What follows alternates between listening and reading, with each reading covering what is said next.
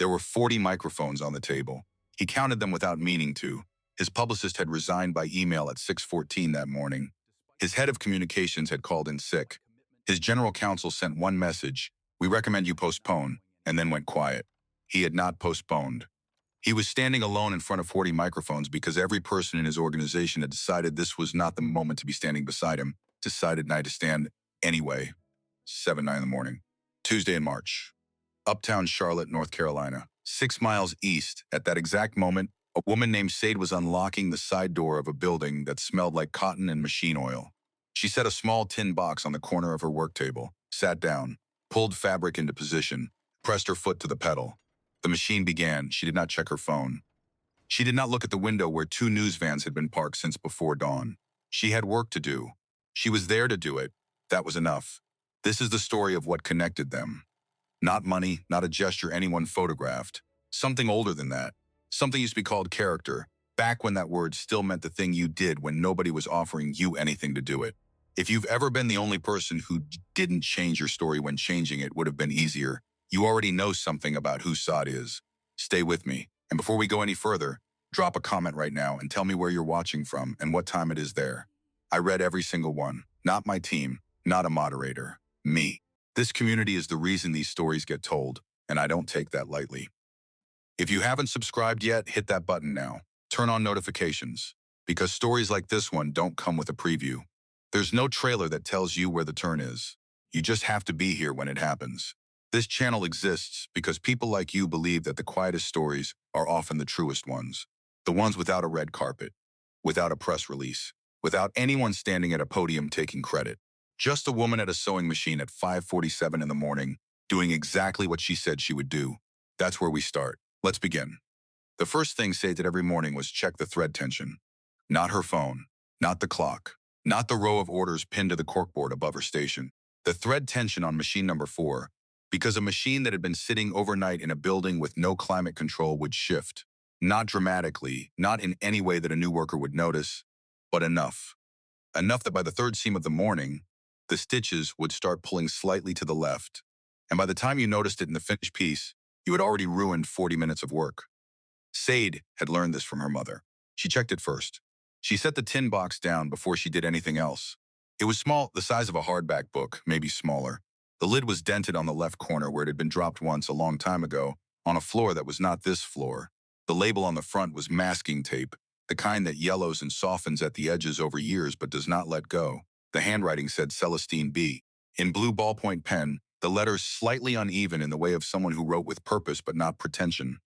Sade set it at the far right corner of the work table, where the light from the overhead tube port caught it without glare.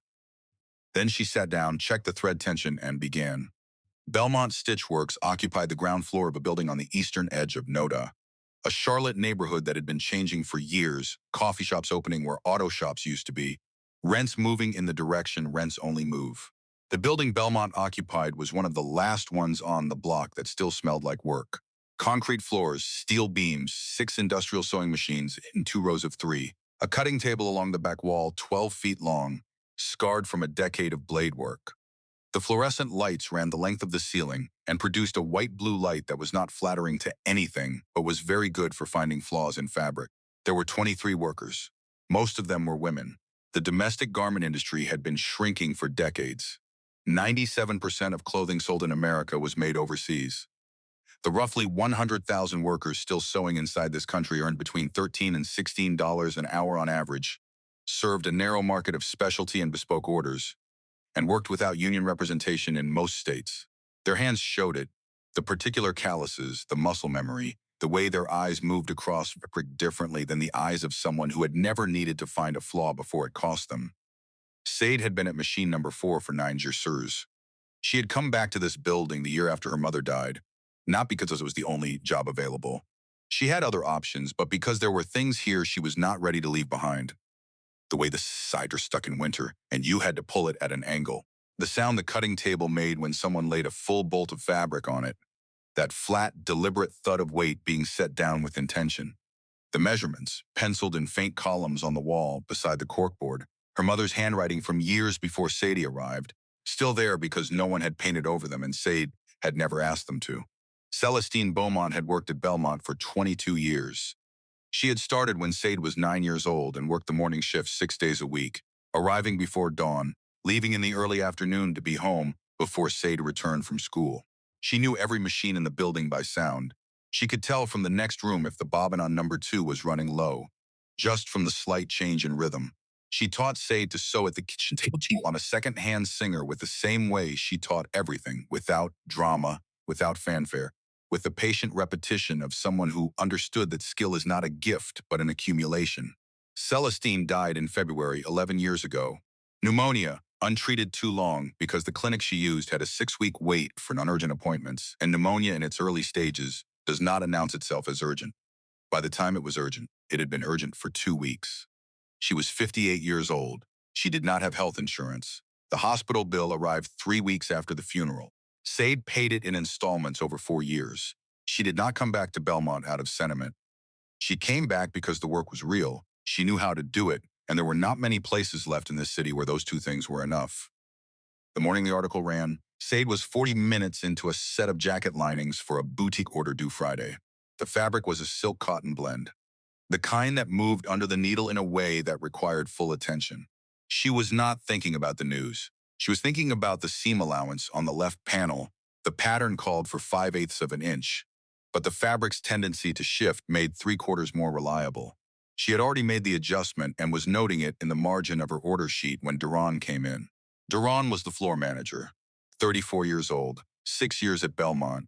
He ran a tight operation without being cruel about it, which was a rarer combination in this industry than people outside it understood. He came through the side door at 7:22, 20 minutes later than usual, and he was looking at his phone instead of the floor. He almost never looked at his phone on the floor. He set it on the cutting table. He did not say anything. He did not have to. The screen showed the front page of the Charlotte Business Observer. The headline was large. The photograph beneath it was a close shot of this building's side entrance. The same door with the metal handle that stuck in winter. Malone Atelier's hidden cost. Worker exploitation at local supplier. The machines stopped one by one. Not all at once. One by one as each worker looked up, read the screen, and went quiet.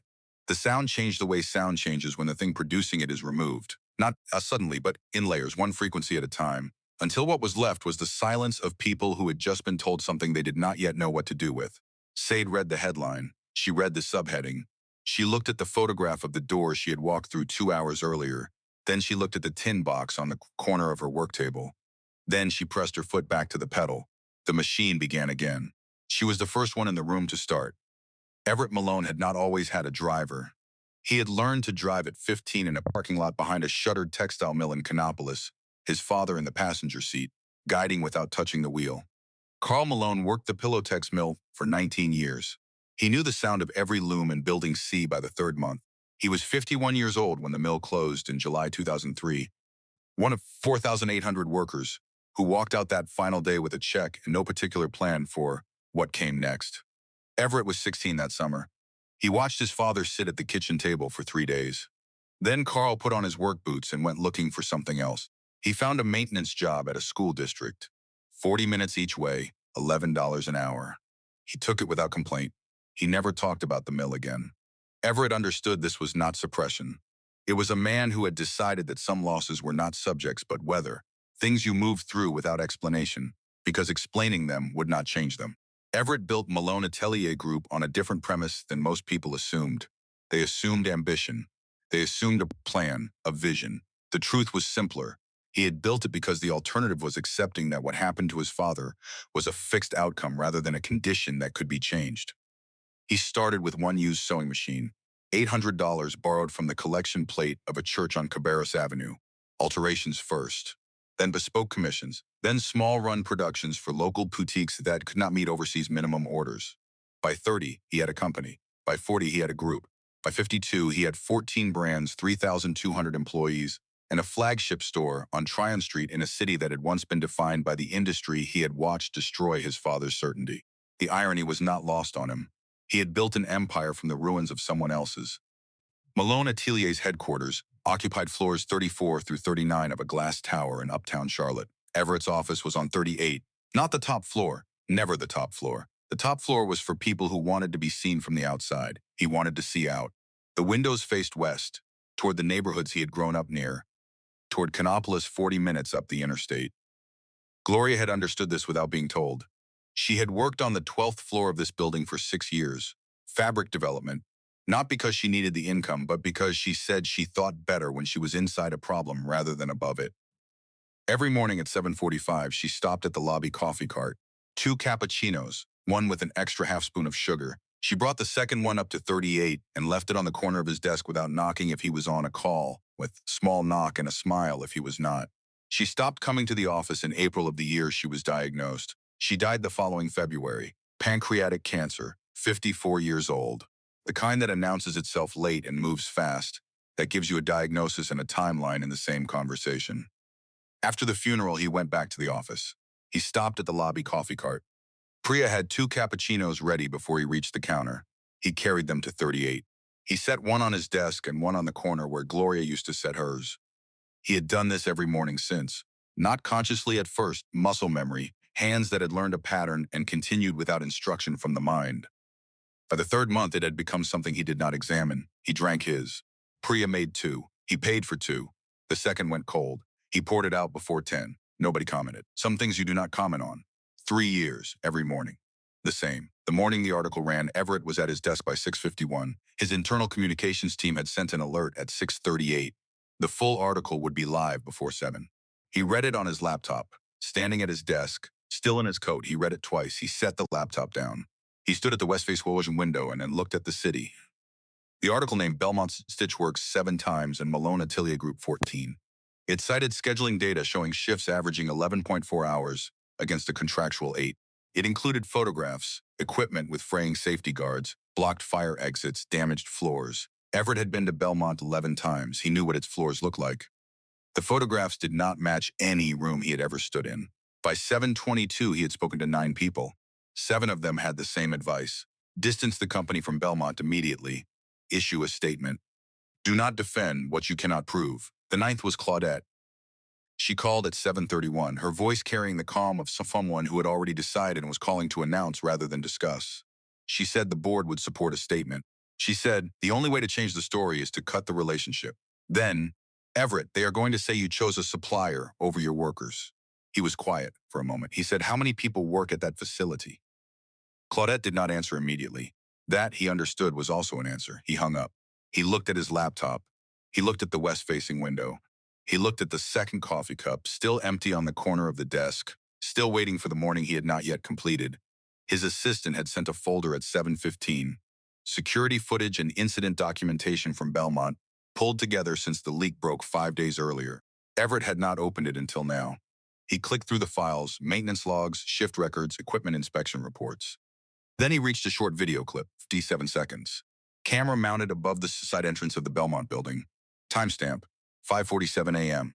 A woman walking in from the street through the side door into the building. Her head was not down and not up. She walked the way people walk on a path the body has memorized. Not hurrying, not hesitating. 20 meters to her left, 2 news vans were already parked. She did not look at them. She went inside. Everett watched the clip.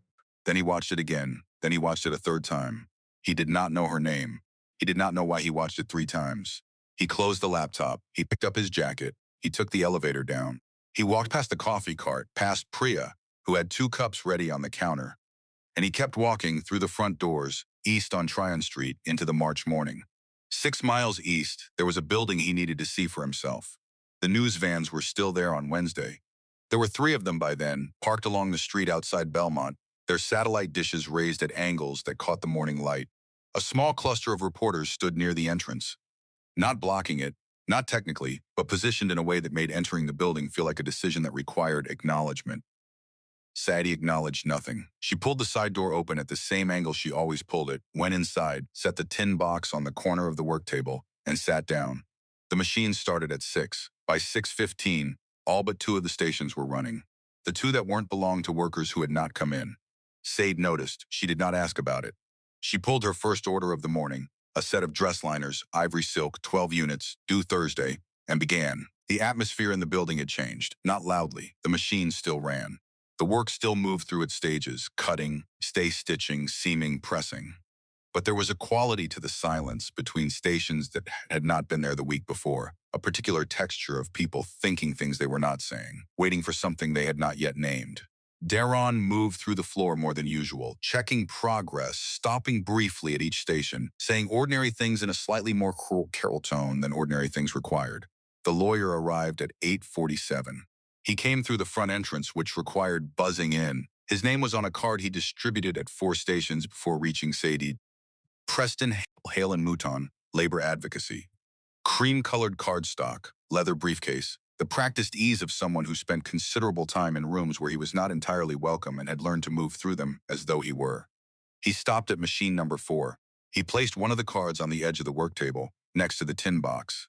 Say did not stop the machine. She finished the seam she was on. 11 inches, clean, no deviation, then pressed the foot pedal up and let the fabric rest. He introduced himself. He explained the action, a collective wage theft claim, 8 months of documentation, systematic violations of the Fair Labor Standards Act. He said the evidence was substantial. He said the settlement potential was significant and that workers who joined early would be in the best position to benefit.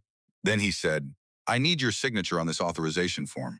You don't have to give a statement, don't have to appear in court. You just sign, and we handle the rest. He placed a 2-page document on the work table beside his business card. Sadie looked at the document. She looked at the name Belmont Stitchworks printed in the header. She looked at the titin box, at the masking tape label, at the name written in blue ballpoint that had not moved from that corner of the table in 9 years of mornings. Then she looked at Preston Hale, she said. She said, is what's in this document true? He said, the data supports, she said. That's not what I asked. I asked if it's true. He adjusted his weight from one foot to the other. He said the data was collected from multiple sources. He said several workers had corroborated the timeline. He said the pattern was consistent with, she said, I work 6 days a week. I know what happens in this building. I know what my hours are. I know when I'm paid. I know what the equipment looks like. Some of what's in that article is not what I know.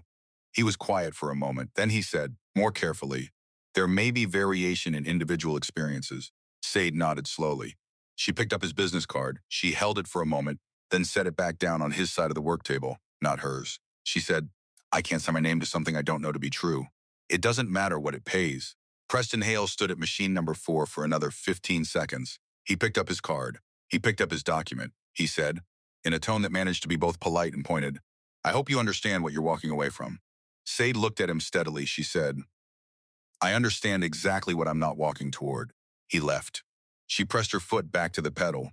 In the United States, class action lawsuits involving wage and hour violations settle for an average of $300,000 to $2 million total, depending on the size of the workforce and the duration of alleged violations. Of that amount, plaintiffs' attorneys typically retain between 33 and 40% in fees before distribution. Individual workers in multi-plaintiff cases often receive final payments between $400 and $3,000 after a process that takes an average of 2 to 4 years. The firms that litigate these cases earn their fees whether the underlying claims are fully substantiated or not. Sade finished the dress liners by 2:15. She stretched her hands, the way she did at the end of a long run. Fingers spread wide, held for a count of 8, released. She had done this since her mother showed her, years before she understood the reason. Repetitive motion without release becomes damage over time. You have to open the hand all the way before you can close it again cleanly. She looked at the tin box. She thought about her mother's hands, which had done this same work for 22 years in this same building, and which had never been mentioned in any article about any industry and would not be. That was not bitterness. That was just the shape of things. She pulled the next order toward her. Jacket linings, charcoal wool, 8 units. She checked the thread tension. She began. In a parked car on Brevard Street, Everett Malone sat with his laptop open. He had been there since 10:30. He had pulled up the full archive from the past 2 weeks, entry logs, timestamps, the side door opening and closing. He watched Sadie arrive at 5:47 every morning. He watched the days the lawyer's car appeared outside. He watched the reporters thin and regroup. Then his assistant called. The lawyer had been to the floor. 3 workers had signed, 1 had not. He said which one didn't sign. His assistant read the name from the log, Sade Okafor. Machine number 4. Everett looked at the screen. He looked at the 47-second clip, which he had not closed. He watched it a 4th time. The same unhurried walk, the same door, the same morning that had already happened, but that the footage kept returning to as though it had something left to say. He closed the laptop. He sat parked car on Brevard Street for 4 minutes without moving. Then he picked up his phone and called his general counsel. He said, I need everything you have on the independent investigation, and I need it tonight. The independent investigation's findings arrived at 11:43 Thursday night. Everett read the executive summary standing at his kitchen counter, still in the clothes he had worn to the office that morning. The lead investigator had hatched a cover note that said simply, the photographic evidence used in the article does not match the facility. We have documented the source. He read the full report after that, 41 pages, with appendices. He read it the way his father had read anything important, slowly, without skipping, going back when a sentence needed a second pass. He finished at 2:17 in the morning. He set the report down on the counter. He looked at the kitchen. He looked at the window. He did not call anyone. He went to bed at 2:30. He was awake at 5. He did not take his usual car to the office. He took the Lexus, the one he had kept in the garage for 11 years, the one Gloria had always said he kept because he was not ready to be the kind of man who only ever rode in the back. He drove east on Trade Street in that particular hour when the city had not yet decided whether to be dark or light. He turned onto the street that ran behind the Belmont building and parked in the small lot that served the businesses on that block. He sat in the car for a few minutes, not thinking about the report, not rehearsing what he would say. Just sitting with the quiet of a morning that had not yet been asked to be anything. He got out. He walked to the side entrance. He pulled the door. It stuck. He had to pull it at an angle. He pushed through into the building. The first thing that reached him was the smell. Cotton and machine oil, and the particular density of air in a room where people have been working for hours already. Then, the sound. 6 machines running, all of them, the low industrial rhythm that filled the space from lower flocine and turned the silence between stations into something textured rather than empty. The fluorescent lights threw their white blue light across the concrete floor and the work tables and the bolts of fabric stacked along the back wall and the 12 workers seated at their stations. Nobody stopped. Not one machine slowed. Not one head stayed up longer than the second it took to register that someone had come through the door and returned to the work in front of them. The room did not adjust itself to accommodate his presence. It simply continued. He stood just inside the entrance and understood that this was not indifference. This was the room being exactly what it was, regardless of who was watching. He had spent 30 years in spaces that rearranged themselves when he walked in. He had forgotten what it felt like to be in one that didn't. He walked down the row of machines. He kept his hands at his sides. He looked at the work the way he used to look at work when he was the one doing it, as a thing being made, with care, by someone who knew what they were doing. He stopped at machine number 4. Sade was running a seam along the edge of a piece of wool facing, her eyes on the fabric and the presser foot and the line between them, the particular focused stillness of a person whose attention has narrowed to exactly the right size for the task at hand. On the far right corner of the work table, the same corner he knew from the 47-second clip, sat the tin box, the dented lid, the masking tape label, Celestes B, in blue ballpoint pen, the letters slightly uneven. He looked at it for a moment. Then he looked at Sade's hands. Then he looked at the tin box again. There are things a person recognizes not by information, but by shape. The shape of something carried a long distance, kept close, not because it is useful, but because setting it down would mean something that is not yet ready to be meant. He had kept a second coffee on the corner of a desk for 3 years. He understood the tin box without being told anything about it. Sade finished the seam. She pressed the foot pedal up. She looked at him. She recognized him, not alarm, not calculation, just the simple acknowledgement of a fact. The man whose company's name had been on the front page for 9 days. The man whose decisions would affect the building she was sitting in. She did not stand up. He said, "My name is Everett Malone." She said, "I know." He said, "I watched the security footage. I've seen you come through that door every morning this week." She looked at him without particular expression. She waited. He said, "I need to ask you something directly. Why didn't you sign the authorization?" She was quiet for a moment. She looked at the tin box. Then she looked back at him with an evenness that was not coldness. It was something more careful than coldness. Something that had been arrived at through a long process of deciding what was worth spending attention on and what wasn't. She said, "Because I can't sign my name to something I don't know to be true." He said, "And what do you know to be true?" She said, "I know what this building looks like from the inside. I know what the equipment looks like and what the schedule looks like and what the floor looks like. The photographs in that article, I've never seen those rooms. My mother worked here for 22 years. She taught me what this place is. Some of what's being said about it is not what I know." He was quiet. He looked at the tin box. He said, "What was her name?" She said, "Celestine." He nodded, not a social nod. The nod of someone receiving information that has weight and acknowledging the weight before saying anything else. Then he said, The independent investigation confirmed what you're describing. The photographs were not taken in this building. The scheduling data was manipulated. We have documented the source. She looked at him for a long moment. She said, "What are you going to do with that?" He said. "That's what I came here to decide." She held his gaze. The machines around them kept running. The room did not stop for this conversation any more than it had stopped for his arrival. The work continued at every other station, in its ordinary rhythm, indifferent to what was being resolved at the end of the row. She said, "Then I think you already know." He looked at her. He looked at the tin box. He looked at the hands that had been making things in this building, at this machine, for 9 years, the same hands that stretched wide at the end of a long run and closed again cleanly. He said, "Yes." He said, "I think I do." Everett called a press conference for Monday morning. Not a statement released through a publicist. Not a prepared response distributed by email.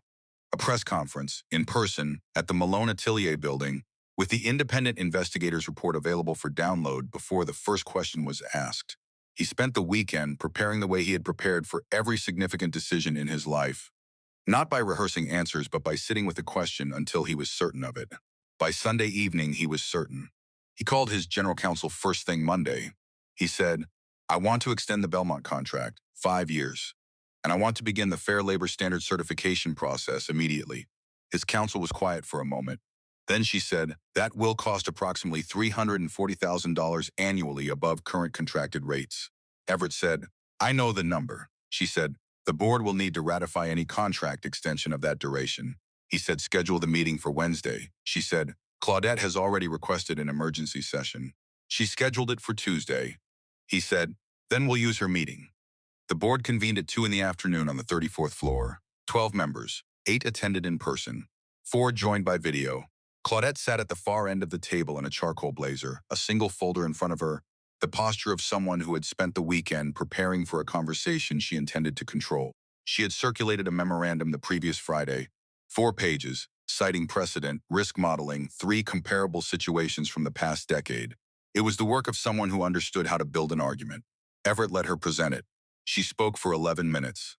She was precise, thorough, and genuinely convinced she was right. That was the part requiring the most patience.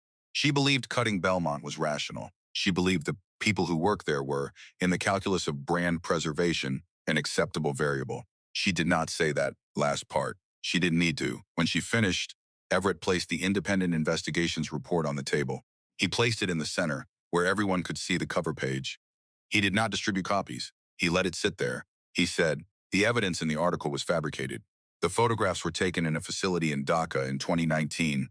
The scheduling data was edited. The source was a former employee terminated for cause 18 months ago, funded by a competitor we have since identified. This report documents all of it. It will be filed with the relevant authorities this week." He paused. He said, "I am extending the Belmont contract for 5 years. Fair Labor Standards certification, wages to $17.50 an hour, independent audit protocols. The cost is $340,000 annually, 0.011% of revenue. I have the authority to sign. I intend to sign today." He looked down the table at Claudette. He said, "I grew up watching what happens when a company decides its workers are a variable. I built this business so I would not be the person making that decision. I'm not going to become that person now." Claudette held his gaze. Something moved across her face. Not anger, something more complicated than anger. The expression of someone who has prepared extensively for a conversation that has just changed its terms. She said, "The board has a fiduciary responsibility that," he said, "I know what the board's responsibilities are. I also know that 23 people showed up to work this morning in a building this company has used for 9 years, and not one of them had anything to do with what was done to us. I signed the contract this morning before this meeting. I came here to tell you, not to ask you." The room was quiet for a moment. Then Malcolm Reese, 11 years on the board, closed his folder. He said, "I think that's the right decision. The way people say things they have believed for a long time and are relieved to finally say out loud." 3 others nodded. Claudette did not. She came to Belmont the following afternoon. Claudette was standing outside in a camel coat, Hermes bag on her arm, her expression arranged into something that was not quite warmth and not quite authority, but had probably worked in most rooms she had entered. She said, "I'd like a few minutes." They stood near the entrance. Claudette spoke carefully. She said she wanted to be helpful. There were opportunities within Malone Atelier Group, more visibility, more compensation, a different trajectory.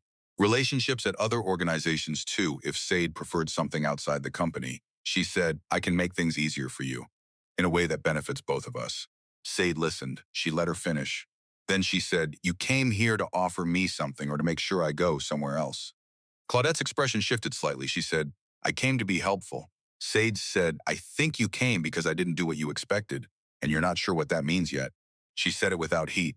She said it the way she said everything, with the particular evenness of someone who had spent a long time deciding what was worth getting agitated about and had arrived at a short list.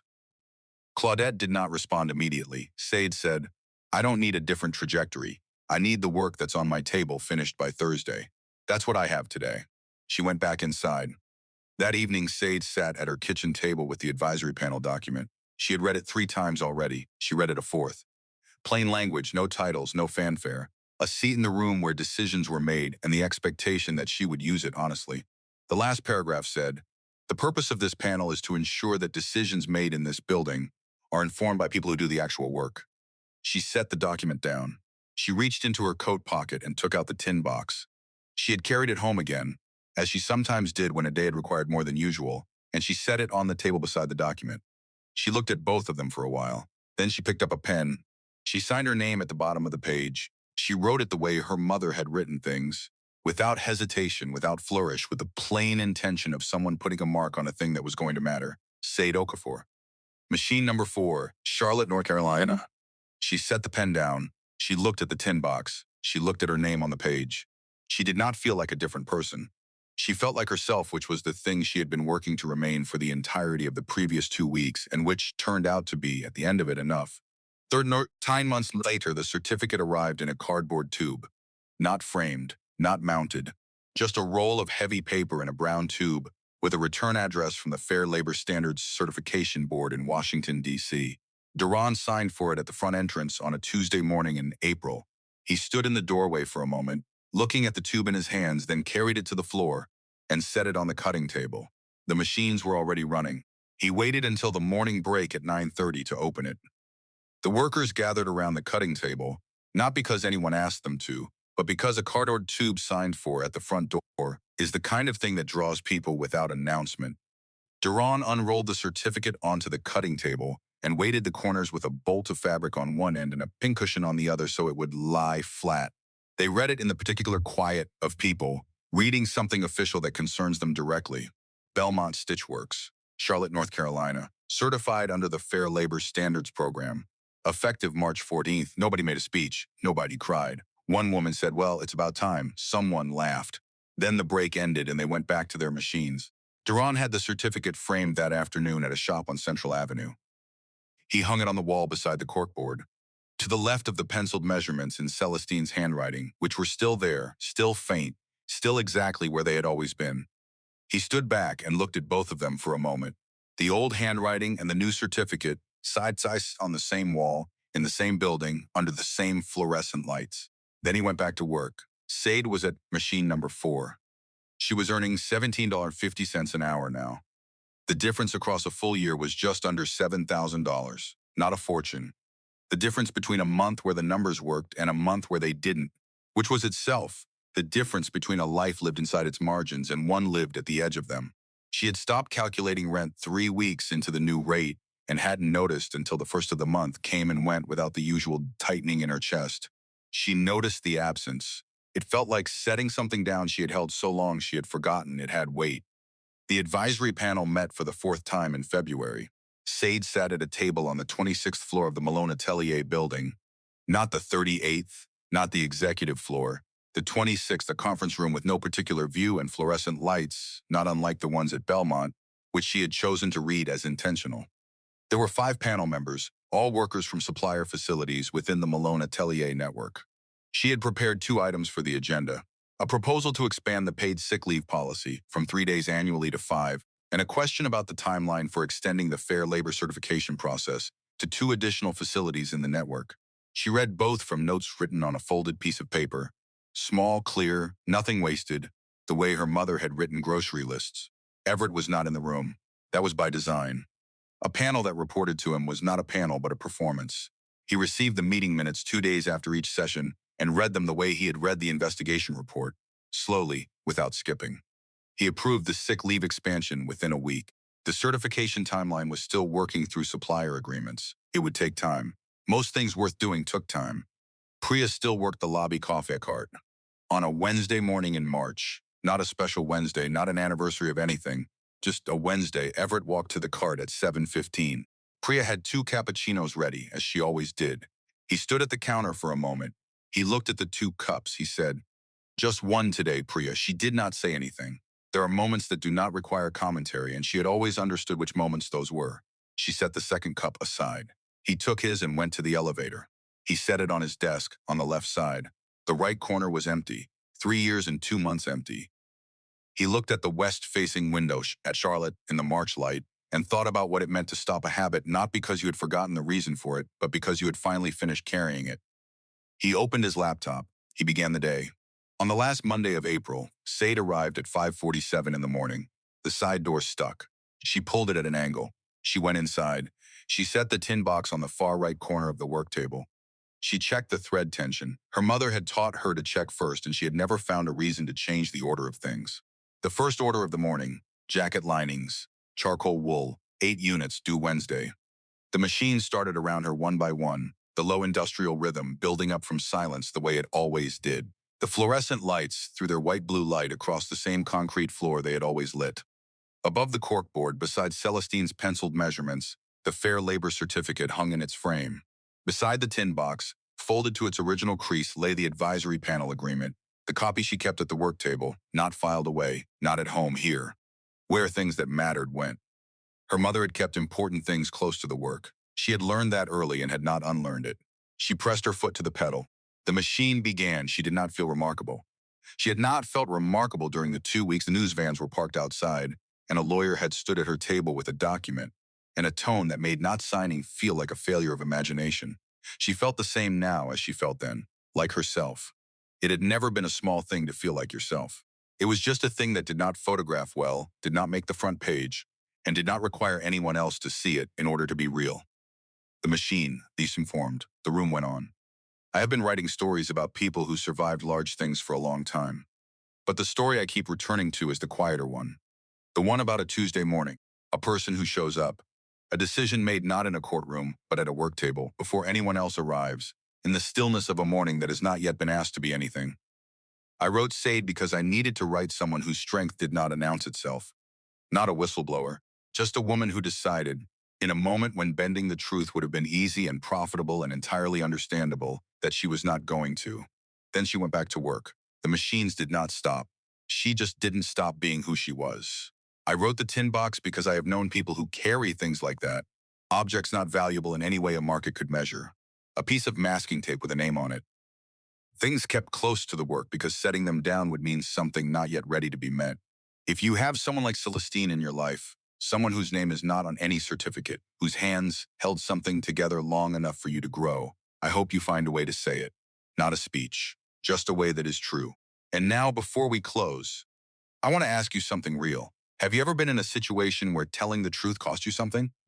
Not a trial, not a public moment, just a quiet one, where the easier path was right there, and the easier path had money or approval or safety attached to it, and you chose the harder one anyway, and no one around you even understood what you'd done?